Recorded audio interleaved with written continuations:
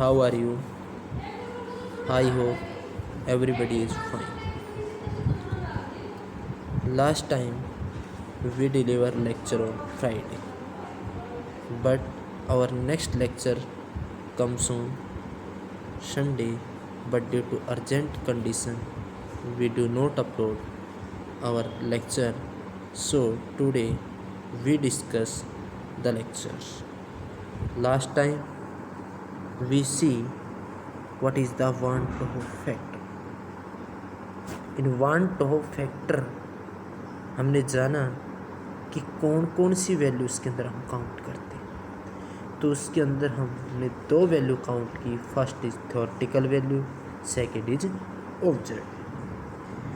अब स्टूडेंट्स के माइंड में ये क्वेश्चन आ रहा है कि थ्योरेटिकल वैल्यू कौन सी होती है, ऑब्जर्व वैल्यू कौन सी है।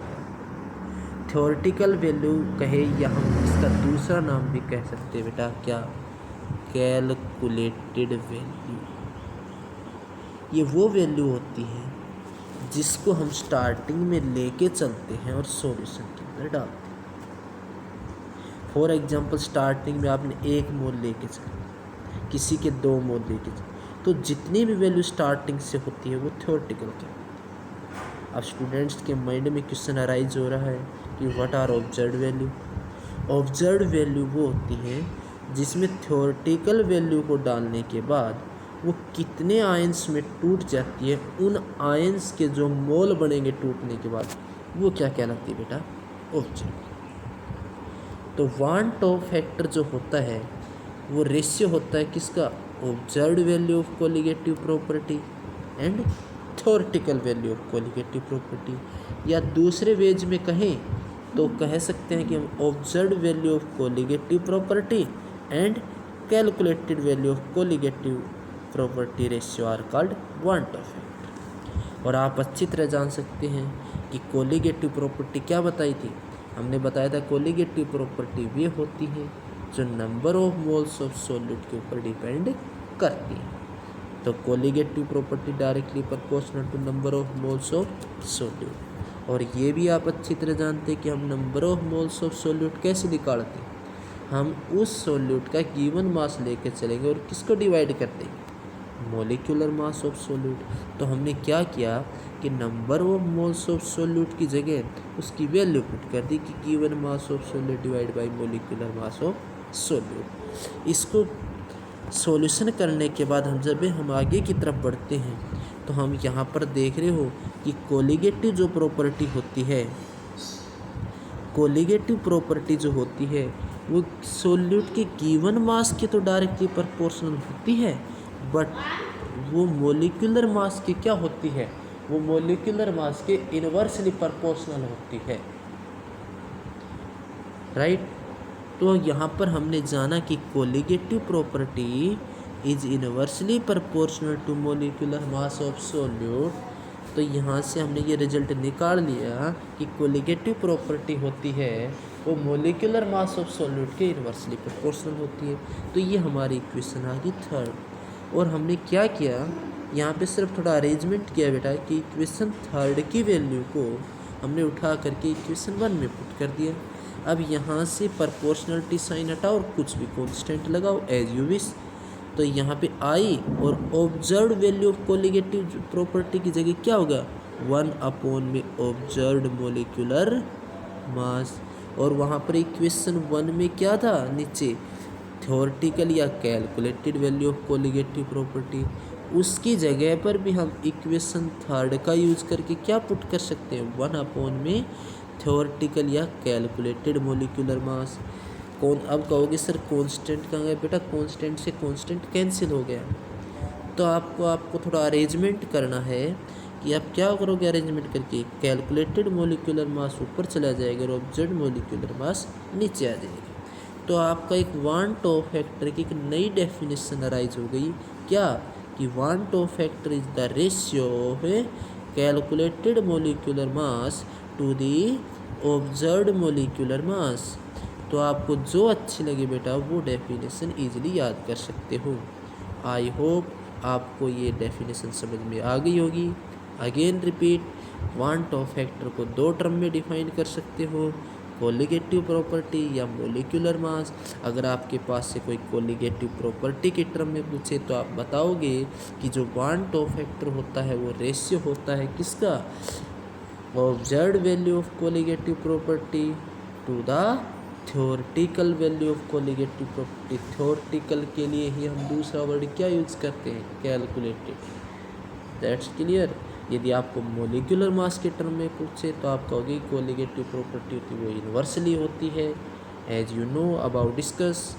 तो van't Hoff factor is to the ratio calculated molecular mass to the observed molecular मास।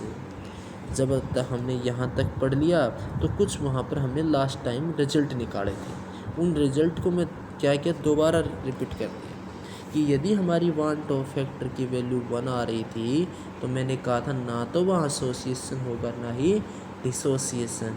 मैंने वहाँ कुछ एग्जाम्पल्स दिखाए थे, ग्लूकोज, यूरिया और शुगर, और इन सभी को आपने किसके अंदर लेके चलना है बेटा, एज यू विश। और उसके बाद मैंने क्या बताया, यदि आप वन टॉ फैक्टर की वैल्यू 1 से ग्रेटर आ रही है तो आप क्या कहोगे, डिसोसिएशन।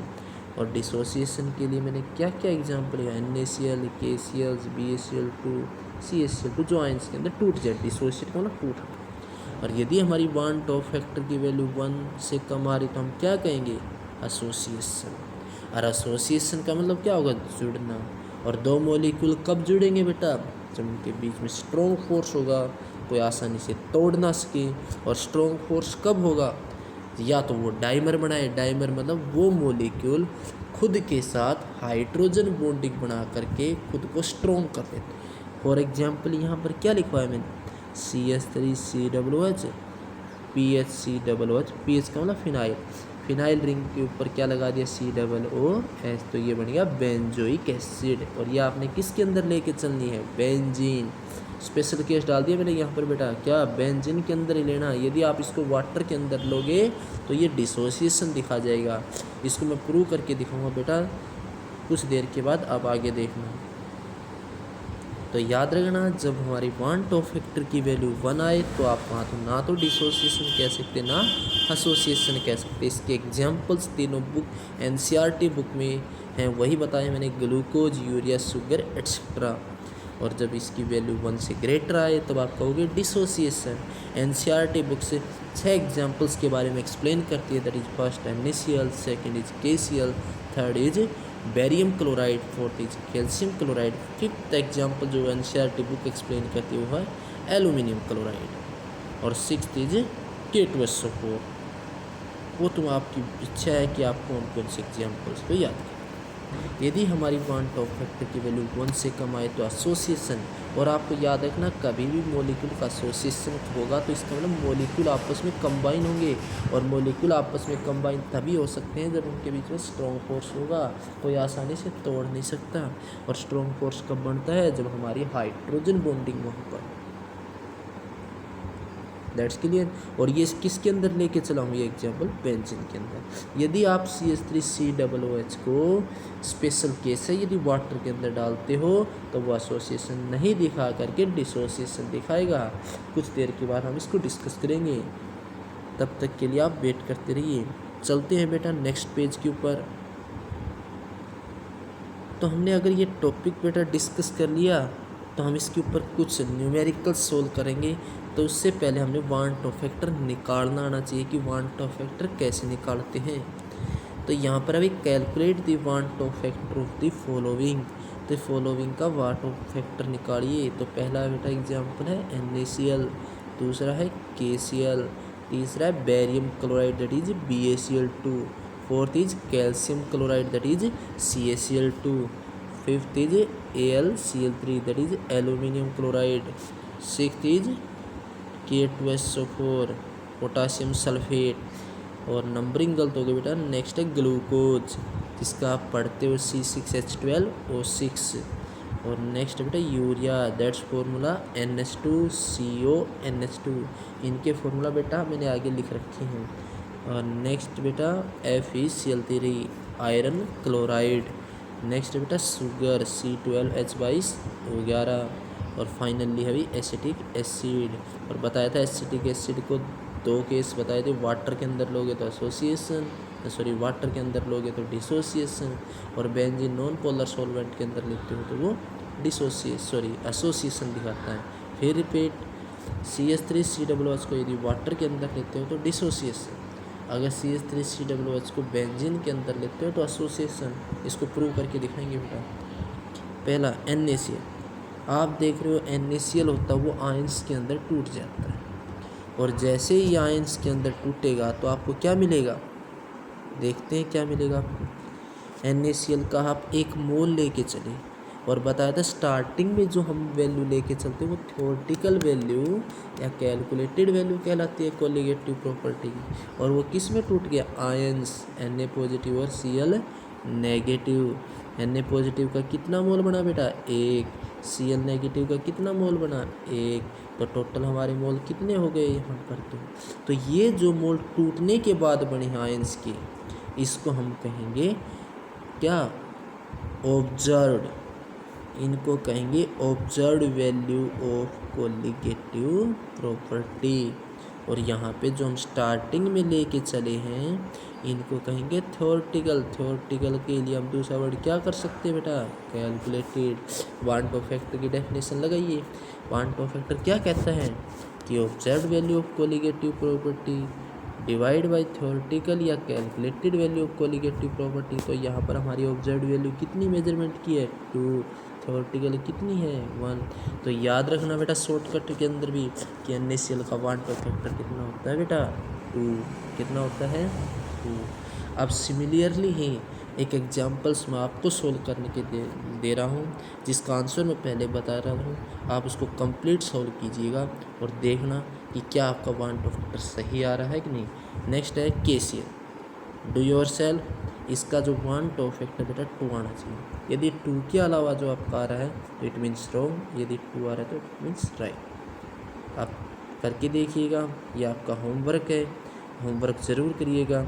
यदि आप होमवर्क नहीं करोगे तो आप इस पार्ट को, वान टू फैक्टर को अच्छी तरह क्लियर नहीं कर पाओगे। थर्ड है बेटा BaCl2, बेरियम क्लोराइड, वही है, ये भी एक साल्ट की फैमिली है। तो ये भी किस में टूट जाएगा बेटा, आयंस के अंदर, और आयंस के अंदर टूटेगा तो BaCl2 क्या देगा, Ba2 positive plus 2Cl negative. अब कहोगे सर ये 2 क्यों आया, बेटा चार्ज को भी तो बैलेंस करो, बेरियम के ऊपर 2 पॉजिटिव, 2 ही क्या होना चाहिए नेगेटिव, Cl के ऊपर 1 नेगेटिव, पॉजिटिव और नेगेटिव को बराबर करने के लिए हमने यहाँ पर क्या बनाया है, 2, और 2 यहाँ पे दे भी रखा है BaCl2। तो यहाँ पे BaCl2 के आगे कितना वैल्यू मेजरमेंट किया आपने, 1 मोल, और Ba2 पॉजिटिव के आगे कितना है, 1 मोल, और Cl नेगेटिव के आगे कितना है, 2 मोल।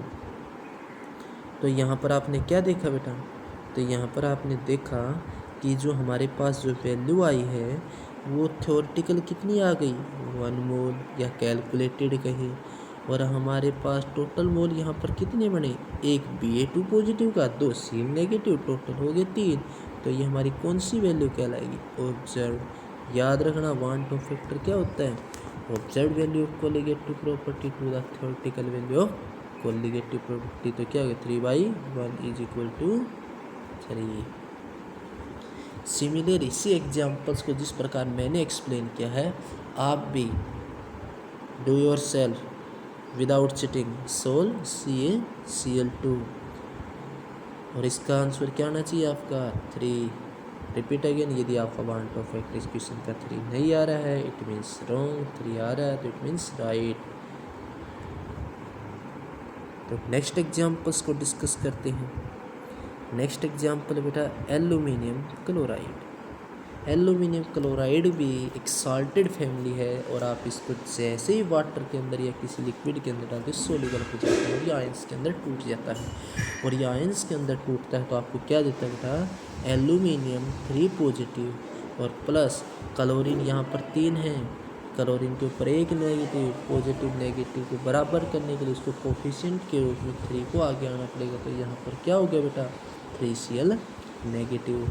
तो एल्यूमिनियम क्लोराइड का 1 मोल, और इसके टोटल मोल कितने हो गए, 1 + 3 4 मोल।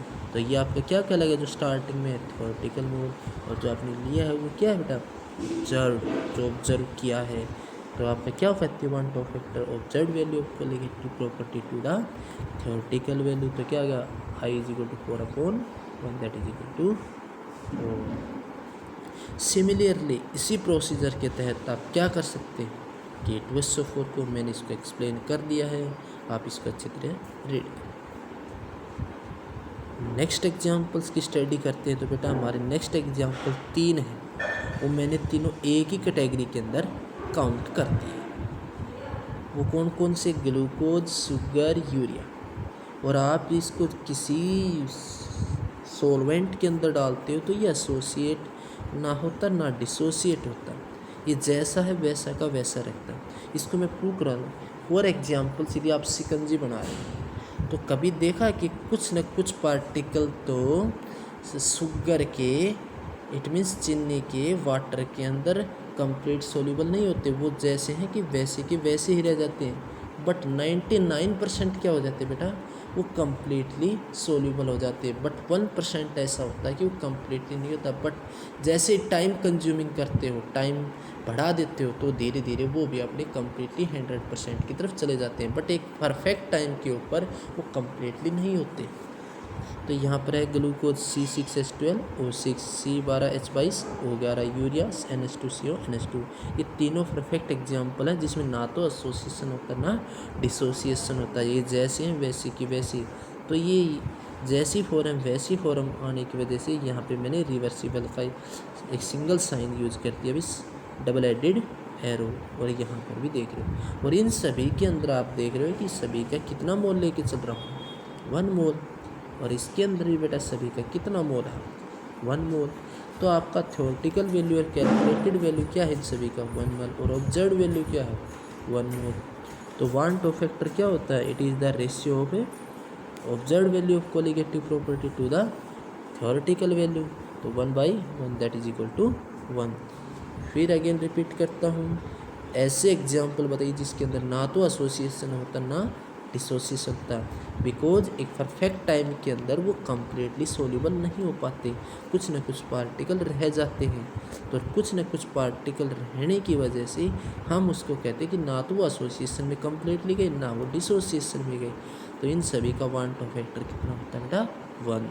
अब वो लास्ट एग्जाम्पल है जिसको मैं आपको कह रहा था प्रूव करने की, अब वो प्रूव करने जा रहे हैं कि आपने एसिटिक एसिड को बेंजीन के अंदर डालना है, और एसिटिक एसिड को किसके अंदर डालना है वाटर के अंदर, और उनमें ये बताना है कि एसोसिएशन होगा कि डिसोसिएशन। पहले मैं बेटा वाटर की बात कर रहा हूँ। तो चलिए गाइज, एसिटिक एसिड आप क्लास 11th में इक्विलिब्रियम में अच्छी तरह पढ़ चुके हैं कि वीक इलेक्ट्रोलाइट होता है। क्या वीक इलेक्ट्रोलाइट कम्प्लीटली डिसोसिएट होता है, कभी भी नहीं होता। वो आयंस के अंदर टूट जाता है, कम्प्लीटली नहीं टूटता। तो ये आयंस के अंदर टूट गया, वाटर के अंदर तो ये आयंस की फॉर्म में टूट जाता है। तो यहाँ पर कितना मोल था 1 मोल, और यहाँ पे एसीटेट का कितना था 1 मोल, और यहाँ पे H पॉजिटिव का कितना था 1 मोल। तो आफ्टर इसको एक्सपेरिमेंट करके आपने जाना कि थ्योरेटिकल वैल्यू कितनी आ रही है आपकी CH3COOH 1 मोल, और ऑब्जर्व वैल्यू कितनी आ रही है 2 मोल। तो 1 टॉप फैक्टर क्या 2/1 that is equal to 2। CH3COOH एक वीक इलेक्ट्रोलाइट होने की वजह से ये आयंस के अंदर टूट जाता है, किसमें वाटर। बट कह रहा है सर ऐसा बेंजीन में क्यों नहीं होता। CH3 वीक इलेक्ट्रोलाइट है, ये बेंजीन के अंदर एसोसिएट होता है। कैसे, एक डाइमर बनाता है। अब याद कीजिए +1 की केमिकल बॉन्डिंग यूनिट को, जिसमें मैंने हाइड्रोजन बॉन्डिंग बताया। हाइड्रोजन बॉन्डिंग के अंदर मैंने इंटरमोलिकुलर भी सिखाया था और इंट्रा भी सिखाया था। वहाँ पर मैंने अपनी नोटबुक उठा करके देखी कि वहाँ पे एक स्पेशल केस लिखवाया था कि why acetic acid form dimer. Clear. और एसिटिक एसिड डाइमर क्यों बनाता भी, एसिटिक एसिड के 2 मॉलिक्यूल आप लेके चलते हैं, और जैसे हम दोनों मॉलिक्यूल्स को लेके चलते हैं तो वो दोनों इस प्रकार से, देखो एक एसिटिक एसिड, एक हमारा एसिटिक एसिड ये हो गया, और एक हमारा एसिटिक एसिड ये हो गया। और एसिटिक ये ऑक्सीजन मोर इलेक्ट्रोनेगेटिव, इसका हमने क्या ले लिया है, दोनों के बीच में क्या हो गई हाइड्रोजन बॉन्डिंग। यहाँ पर भी नीचे की तरफ क्या हो गई, हाइड्रोजन बॉन्डिंग। ये भी क्या है बेटा, हाइड्रोजन बॉन्डिंग। और आप देख रहे हो दोनों मॉलिक्यूल अलग अलग है बट सेम है, तो इंटरमोलिकुलर हाइड्रोजन बॉन्डिंग। और इंटरमोलिकुलर हाइड्रोजन बॉन्डिंग है तो हाइड्रोजन बॉन्डिंग क्या होती है, स्ट्रॉन्ग। तो ये टूट तो सकता नहीं, टूट नहीं सकता, बट इसने जुड़ तो गए। यहाँ पर दो मॉलिक्यूल जुड़ तो गए बट आसानी से टूटे तो नहीं।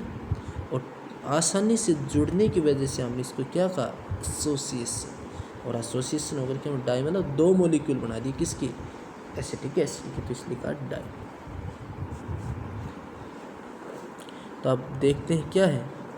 जैसे हमने देखा कि दो मॉलिक्यूल आपस में जुड़े, टूटे नहीं। क्यों नहीं टूटे, कोई रीजन पूछे थे, क्योंकि स्ट्रॉन्ग हाइड्रोजन बॉन्डिंग है, वो आसानी से नहीं टूट सकती। तो यहाँ पे डाइमर मतलब मॉलिक्यूल की फॉर्म बना दी। अब इसका कोफिशिएंट 2 नहीं रह करके कितना है, क्योंकि डाइमर बनाने की वजह से 2 इसके आउटसाइड चला गया।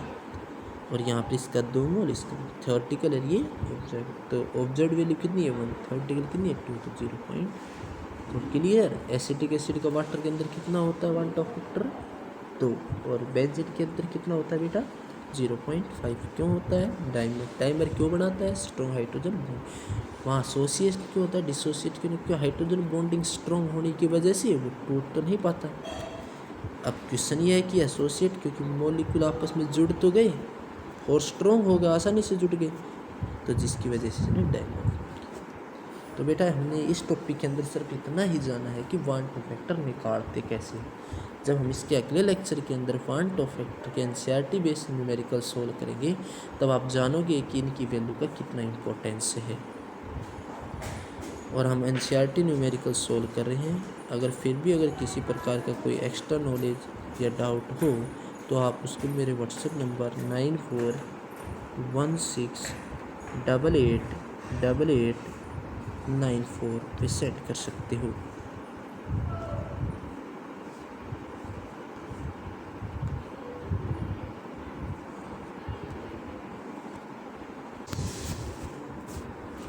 तब तक के लिए आप इस टॉपिक को पढ़ते रहिए बेटा, अच्छे से स्टडी करनी है। If you fight IIT JEE NEETs exam then you will be deeply goes in the topic, otherwise you will be not completed your aim, because your aims will be also aim of your parents.